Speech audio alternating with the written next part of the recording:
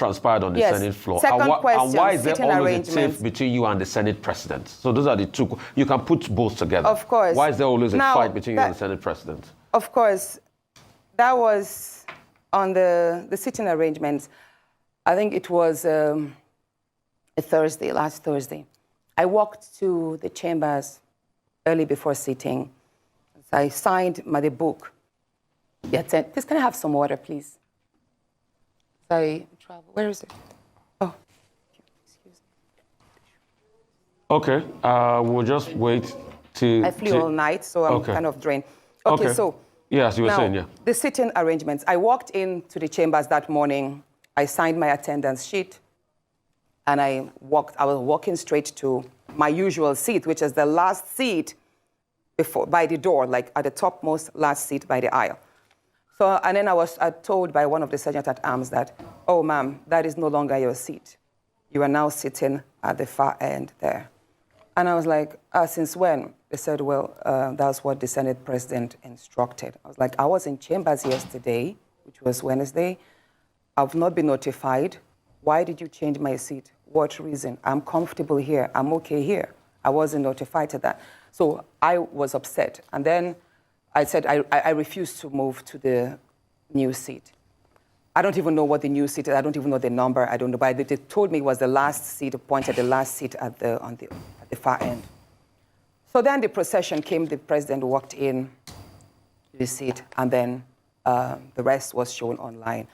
I was already told, by the way, that I should gently move. Some senators messaged me that I should please adhere to the change and move to my seat because that was a trap, a setup. And I was trying to understand what trap, what setup. At that point, the minority leader, Senator Abamoro, walked up to me and he told me, Natasha, please just obey, just go to that seat. And I'm like, no, sir, you are my leader. You should speak for me. I am not aware that my seat has been changed. And I believe I should be given a chance. Maybe they should explain to me why my seat was changed. Maybe I can also explain why, if they could maybe consider leaving me here, that I'm not moving. He said, he pleaded with me that I should please move to the other seat and not explain that we could address it later. And I said, sir, I have hit these chambers, I have complained, and you have witnessed several of my privileges, me being maligned several times, and you never stood up for me. So no, I am not moving there because I do not trust that if I move, this matter will be addressed. So I am going to raise it on the floor. That was what I told my leader, who is the leader of the minority, Senator Abamoro. And then he walked. So after that, I was about to be, then the minority whip now read the rules that I have broken the Senate rule by not adhering to my seat change. Allocation, and that was when, at the time the Senate President was about to read my seat allocation. At the time the Senate President was about to read, because the next thing he was going to do was to read my suspension because I failed to adhere to that. But he had already made some statements that, Senator, the whip was, hold on. The whip of the, it's just that we have to manage. Had mentioned Senator that Natasha. Yes, ma'am. I'm so sorry, but we had to manage our time, and part of the question. Okay, so you might. So at that point, I knew I had to read Order 10. Okay. Yeah, I had to read Order 10. Now, what is Order 10? Many people don't understand. So now, Order 10 is is an SOS for every senator who feels their rights and privileges have been breached. So and permit me to quickly read what Order 10 here means. Any senator may rise at any time to speak upon a matter of privilege suddenly arising, and he shall be prepared to move without notice a motion declaring that a contempt or breach of privilege had been committed. Now here it is. It does not say I cannot read that order in that place. Whenever a senator feels that their rights have been trifled upon, I have the right, even if I'm laying on the floor, wherever a senator is in that place. This order book does not say Order 10 should be read from a particular seat. Okay, Senator Natasha, let me come in here. I have no right to speak from that seat, that I should speak from my new seat. Yes. The Senate President aired. Hold on, please. This is a very important point. Okay. The Senate President himself made a mistake by not allowing me to speak on that Order 10, because it says here, And let me mention number 11. When a matter of privilege Senator at Natasha, any I'm going to time have to come in arises, here. Senator the president shall, Natasha, until the Senator matter is Natasha, I disposed. am going to So have the to Senate come in here. President Thank you himself- so much. Yes, please. You'll have more time to explain, but we have such limited time and we want to get as much out of this interview as possible. Well, thank you for expressing and opening up your statement. So what I assume from what you said now, because that was the question I was going to ask you, was the Senate Standing Orders, Chapter 362. A senator may only speak from the seat allocated to him, provided that the President of the Senate may change the allocation from time to time. So what you're saying is that Order 10 trumps Order 6.2 in terms of your ability to speak. But you can respond to that after I ask this question. Based on that, you make allegations, or you made allegations last week, Thursday, in the chamber saying that you've been maligned. In fact, you said to the Senate President on the floor, in the chambers, that you are not afraid of him. Can you share or expatiate on what you mean by that? And when you had a follow-up interview, you were talking about how some of your privileges were deliberately taken away from you. What was the motive behind this? And then finally, is this exclusive to you alone? Or is it just because, I mean, there are many things that have come up because you're a woman, there are only 4 women in the House, you and the Senate President have personal altercations that have now appeared in the chambers. Is this the privileges being withdrawn from you exclusive to you alone, and why do you think that is? Now, thank you. Indeed, the Senate President has the right to allocate seats to every senator, and the senator should speak from that allocated seat. But here it is. I was not about to make a debate. Neither was I about to contribute to a motion. I was reading an SOS, which is a lifeline of any senator. For any senator to have invoked Order 10, that means his privileges were already, or her privileges were already infringed upon and denied. And that can be raised anywhere at any time. So once a senator shouts Order 10, believe me, even if I'm being dragged on the floor and I say Order 10, they are supposed to listen to me. Wherever I sit in that place, that's why he said any senator may rise at any time to speak upon a matter of privilege, suddenly arising, and I should be prepared to move same. So in this part, the Senate President, once I raised Order 10, he ought to have allowed me to speak. And then he could have maybe taken his own discretion to overrule it, or move that complaint to the Ethics and Privileges Committee, but the Senate President failed to do that. Instead, he ordered that the Sergeant at Arms should move me out of the chambers and prepare for my suspension. Okay, next question. Now, you're talking about my outburst. Yes, I did mention. I did mention that my rights in the Senate there, I have been dehumanized, I have been maligned and all what. And that outburst, I believe that the seat change was just the straw that broke the camel's back. A lot has been going on. And you asked, and just going again, trying to mix up the question. Yes, that's fine. Mix with this so I asked you, you made a statement that you've been maligned, you are not afraid of the Senate President, and that I asked if this was exclusive to you alone or if this is a particular trend. Yeah, that outburst, that's what I'm about to explain that. Yes.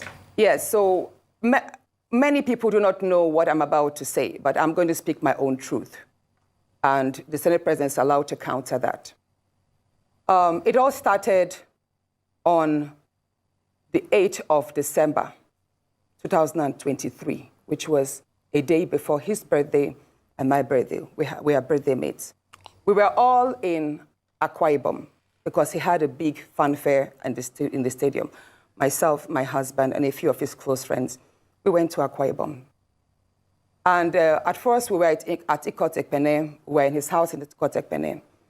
Then we all moved to his house in Uyo, which was about 8 p.m. And he held my hand and said he wanted to show me around his house. My husband was walking behind us. Just 3 of us were walking around from room to room. He showed me the beautiful interior. This was done by this, by that, this designer here, he bought this from us. Like, oh, it's beautiful. And then I noticed that he hastened his pace while still holding my hand. And my husband was behind, still on his phone, but he was catching up whenever he could. And then he got to this particular sitting room, and he said, "Do you like my house?" I said, "Of course, sir. Every room, beautiful, nice interior, quality taste." He said, "Now that you're a senator, I'm going to create a time for us to come spend quality moments here.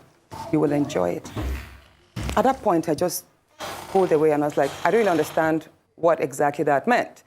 But then my husband now, when I turned around, I saw my husband was already near me. And the way my husband looked at me and looked at him, I was beginning to wonder, did he hear part of that inciting statements or not? And then the Senate president, too, I saw that he also had that thought, like, did my husband hear the invitation to treat or not? So then the Senate president now said, oh, by the way, let me show you my chapel. He has a chapel in his house as well. So while we were going to the chapel, you know, we walked in silence and all. So that evening, before we left the Senate president's house at about 11 midnight to the 4 Points in Ikotekpene. And my husband asked me, Natasha, what did the Senate president whisper to you? What's he telling you? I thought, should I tell him that he was speaking about bringing me in here at a special time for us to have a good time?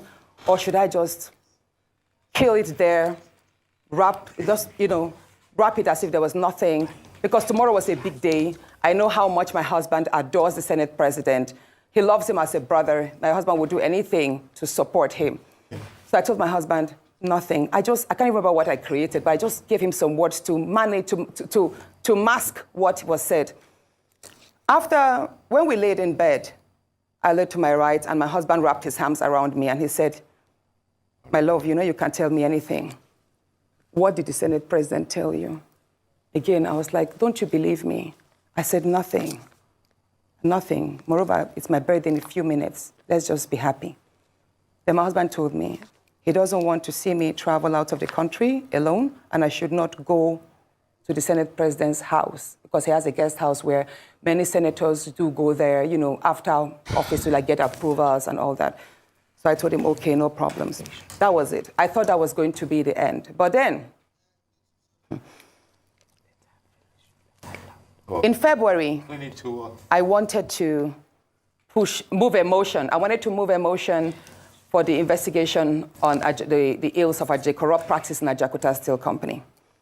I listed that motion 5 times. It was the 6th time that it was listed on the order paper that was approved. Many senators can testify to that. Each time the motion is listed, just before he takes it, he will say, oh, Senator Natasha, we can't take this motion because the board of the Senate does not accommodate it. Or he will speak on others and then let it drag so that just before my motion is taken, the time will be well spent. So he kept on doing that. I went to him in his office. And I said, Senate President, you know how important this Ajakuta Steel Company to me is. You know how important it is to my people and to Nigerians. I've noticed that you have stepped down this motion. As a matter of fact, a number of senators told me, go and see him and plead with him so that he would take it. I was like, sir, please, why can't you take this motion? It's very important. It's been listed. Then it was listed the 3rd time and stepped down. He then said, Natasha, I'm the chief presiding officer of the Senate. You can enjoy a whole lot if you take care of me and make me happy. At that point, I said, sir, I'll pretend that I didn't hear this. He said, well, the ball is in your court. I left his office, and when I got home, I told my husband, I didn't tell my husband what happened. I just told my husband, please, can you speak to the Senate president to allow my motion scale through? I think I also spoke to the DSP, to the leader, Senator Pemi. I spoke to a number of senators that they should please intervene and allow him to laugh. I never told them what happened. My husband had to take a trip to London. Then the Senate president traveled to London. My husband met with the Senate president in London and pleaded with him, let my wife take this motion on Ajakuta. That is very important to her. Okay. All right, Senator Natasha. He said, okay, that he did not take it because he was protecting me. Hold on, please. He didn't take it because he was protecting me. Protecting me from what? Anyway, at the time my demotion was taken, it was the Deputy Senate President, His Excellency Barao, that actually sat. The Senate President stood up and walked out. So it was Senator Barao that actually took it. All right, Senator Natasha. And from there, many other incidents happened. Yes, Senator Let's Natasha. talk about the nightclub. Yes. Hold on, let's talk about now the nightclub incident. Professor Kila is going to ask you a question. I'm so sorry to have to interject here. But I just want to mention that, and I'm glad you gave the caveat at the beginning of your statement, that this is your side of the story, and the Senate President has the right to defend himself or to counter what happened between you privately. So what I assume, or for what you're saying, is that what happened last week Thursday began from a private conversation, and then you have felt like you've been maligned as a result of you not agreeing to certain propositions, right? Yes. Okay, so what has happened? You know the story of when a student keeps being failed. Yes. Please, let me say this, Ayo. You know the situation we see in universities whereby a student is continuously being failed just because she has not slept with the lecturer. That's what I've been facing, in simple terms. Thank you. Professor Kila. That is what I have been going through. Thank you very much, And Professor Kila. now, moving to, should I speak about the nightclub incident? No, that's okay. Professor Kila will come in now. Thank you.